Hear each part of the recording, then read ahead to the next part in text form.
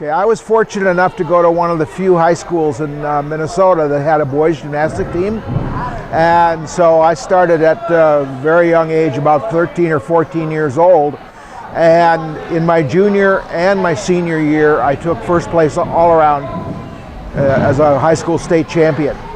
And that allowed me to get a scholarship to go to the University of Minnesota. And I competed there as captain of the Minnesota gymnastic team. Way back when I was in high school, I used to do a lot of performing, circus type of hand balancing, and I would travel around with a small neighborhood dance company, and we would do shows. And we started traveling around Minnesota to county fairs, and we would camp out in the area and do a performance. And one day somebody said, "You're like a bunch of gypsies," and we coined the name Gypsy Gymnasts from that.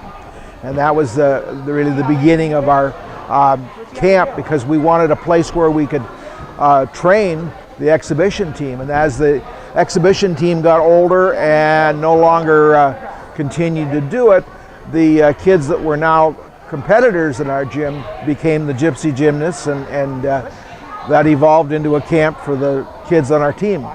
I started teaching when I was 15 years old in the high school recreational program, and then I ended up teaching at the YMCA and a couple other places like that.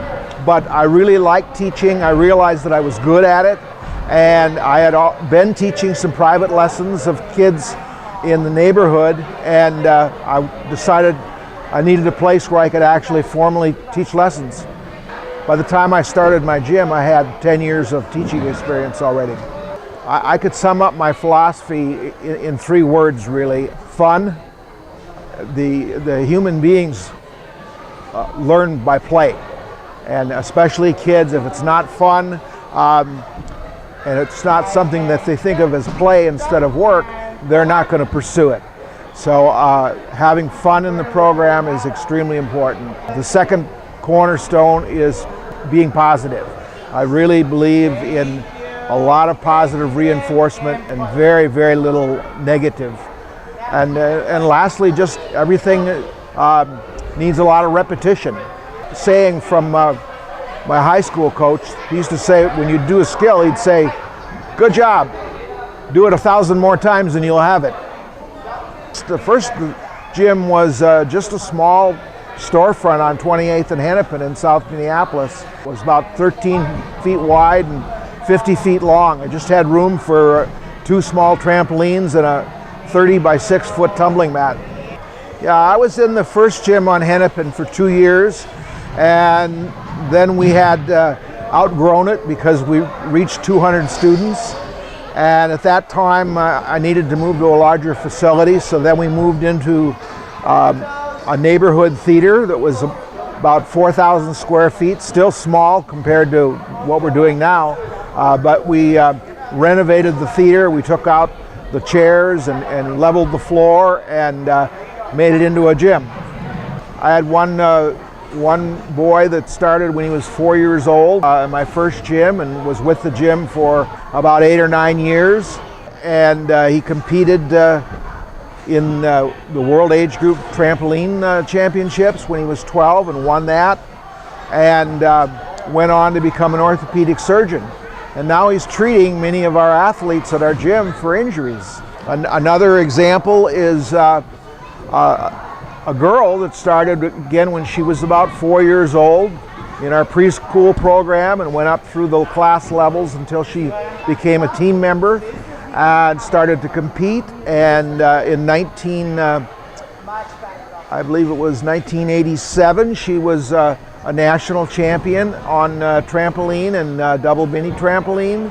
And in 1988, she was the first member of the world trampoline team that we ever had, and she was part of a team that won a bronze medal in the World Championships. But another one that comes to mind is more recent. Jennifer Sands again started in our program as a preschool student and went up through the ranks and became a team member. And she went on to win 5 or 6 national trampoline championships. She was on 3 successive world trampoline teams, and in 1996 she won the individual world championships in women's double mini tramp. About 80% of our students are here in recreational programs, and another 20% or so are part of our team programs. We have boys artistic team, we have a girls artistic gymnastic team, we have a boys and girls trampoline and tumbling team. And all of those teams have distinguished themselves over the years. We're well known in the state and nationally as far as the level of our competitors.